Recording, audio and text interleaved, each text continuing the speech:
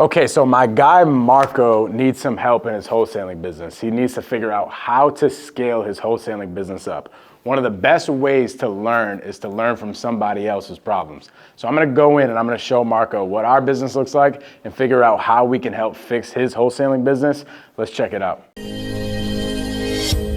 Would you want me to give you a quick rundown and then... Just explain what you're doing for your business first. Yeah, I was about to. So what I'm doing for the wholesaling as of now is I have the 3 cold callers. They're making the calls. They're working in the lead generation team. They're making all the calls and stuff.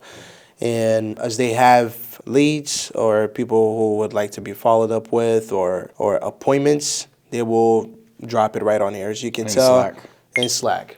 Right from here, my administrative assistant right now, she's kind of like plugging in that void. Up to now, I just hired the sales and acquisitions manager.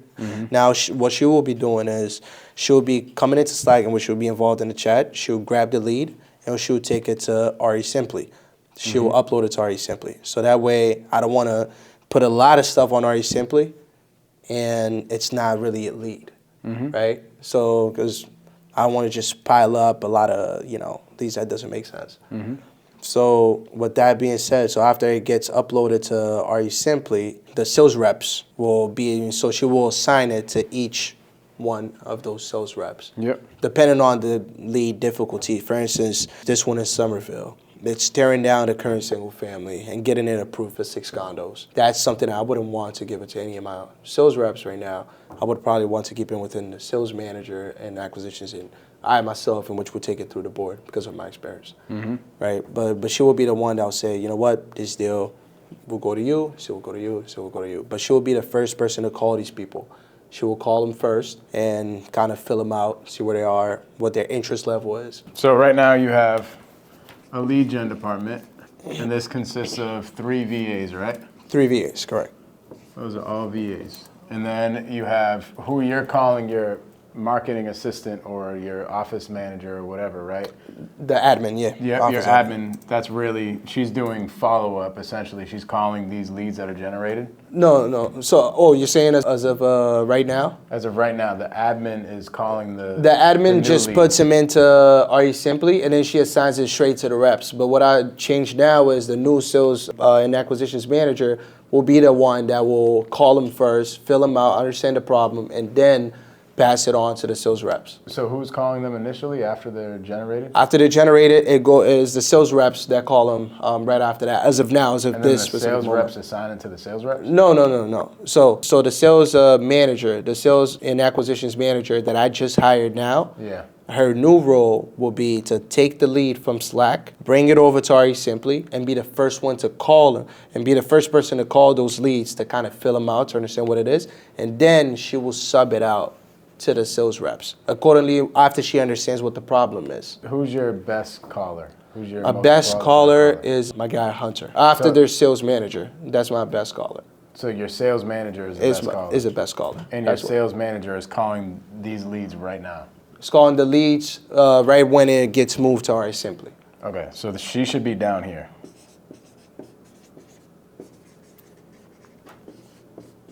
Your sales manager should be all the way at the bottom. That's your top dog. This should be the person closing the deals, if she's the most qualified. Up here, what you need is a lead manager. So the lead manager, they're a little bit more qualified than the cold callers that are just generating leads. They're gonna do what you're saying. They're gonna find out the problem just a little bit more in depth. But you can make this a VA, bro. So here's what I would do if I were you. You don't really need, even me, I don't even have 3 cold calls. I only have 2. You could take one of these and not fire them, but your most qualified VA, bring them up to a lead manager standpoint, get them up to speed for that. Then your lead manager will round robin. Now, if I like round robin better than picking and choosing, just to keep it fair between the whole sales team. Now, if you have people that are brand new to the team, they might not get the hottest leads. They might be on all the lukewarm leads and stuff, that's fine. But for me, I have 2 sales reps down here. Okay, and these are my acquisition managers, okay? And they're closers. These people can get contracts. So these people have the ability to get a deal signed off, right? And then it's me at the bottom. I'm actually the sales manager on our team right now. And I oversee all of this, right?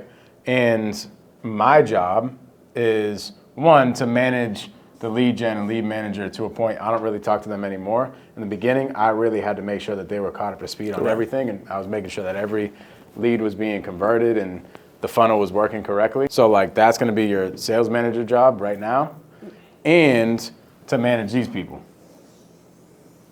right? So my job now is to have a 1 hour meeting with these people, with my acquisition managers every single day to go over the leads that the lead manager is having a conversation with. Does that make sense? Okay. But then there would have to be enough leads that would sprinkle down to the sales manager in order for it to, to have an active role. Because I'm assuming for you, majority of cases, you have them on commission basis, right? I mean, you, in this case, you're the sales manager, so it's different. But for me, for the sales and acquisitions manager, she's having a base pay plus commissions, but which the commissions are much smaller, but there's a base pay with it. So I still want to do it in a way where, there's still enough work sprinkling down to the sales manager. Would you suggest to have the sales manager also perform the role as a lead manager, or never that? No. Okay. You said this is your top guy. They should never be talking to somebody who's not really qualified. You can have a virtual assistant qualify somebody as a lead. And who would do the appointments? The lead manager. So they would be the ones that would go to the property. Oh, no. They set the appointments for the acquisition managers.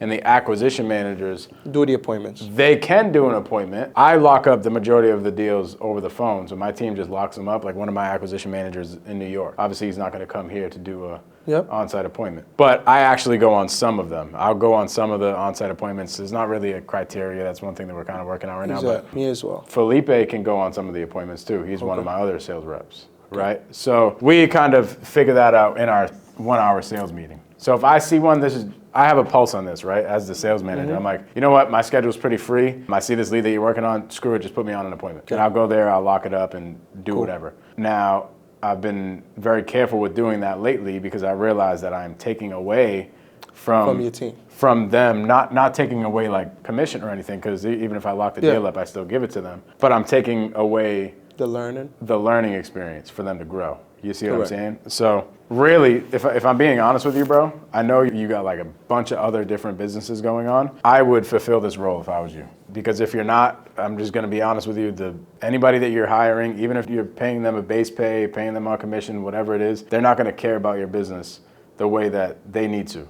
So this role should probably be you, especially right now. If you're like, I know you've done a lot of wholesale deals and stuff, but this is your first time really like scaling up. You see what I mean? And they all need to be in the right role. So really, see how it happens up here?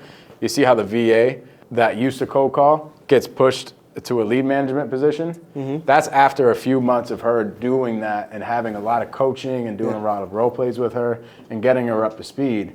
And then, same thing here. Like I would have the sales manager that you have right now be the acquisition manager. And to be honest, bro, I might even get rid of one of these guys.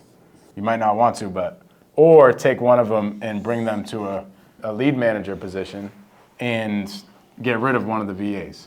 That way you have more of a pulse on it. I'm actually thinking about moving one of the VAs to another company as an inside sales reps over the phone. So that's not bad. I would take your least experienced acquisition manager if I was you. I would bring them to the lead management standpoint. I would take one of your other VAs, bring them into another business.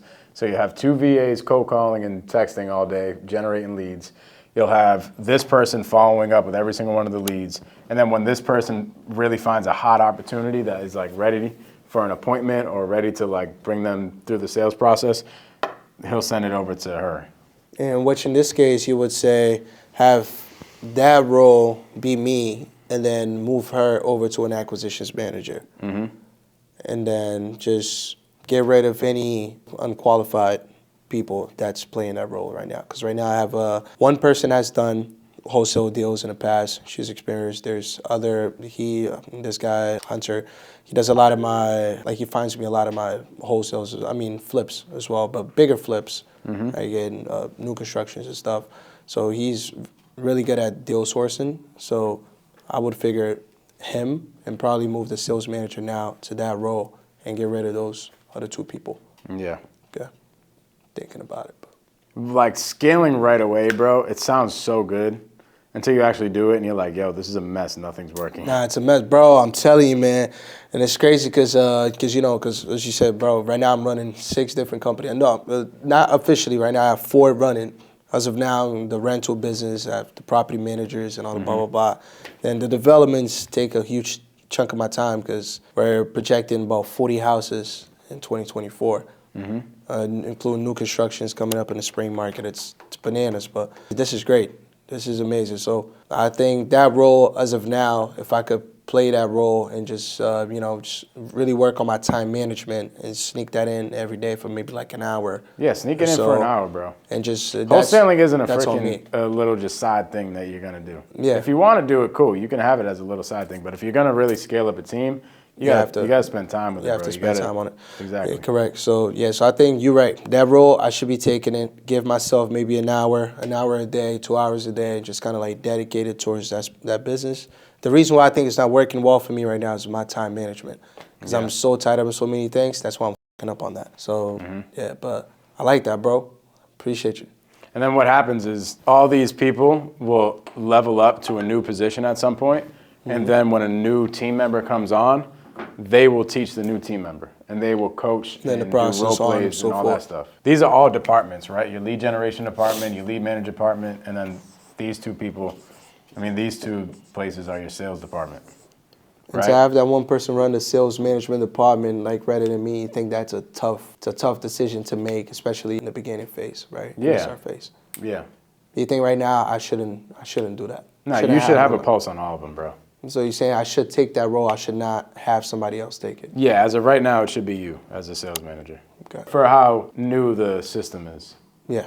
You know what I mean? Another thing that we do is we'll have a meeting. I know I told you about this 1 hour sales meeting, but the lead manager will have their meetings weekly. Actually, we have 2 lead manager meetings a week, and the acquisition managers run those meetings. And it's the same type of structure as the sales meetings, vice versa. The lead manager has, I think it's 2 times a week, we have a meeting with the lead gen department. And we do role plays, call calibrations, just getting caught up to speed on what's going on with all the leads that are in the system. That way, all departments have a pulse on what's going on. Cool. Make sense? Yes, sir. Just taking some notes real quick.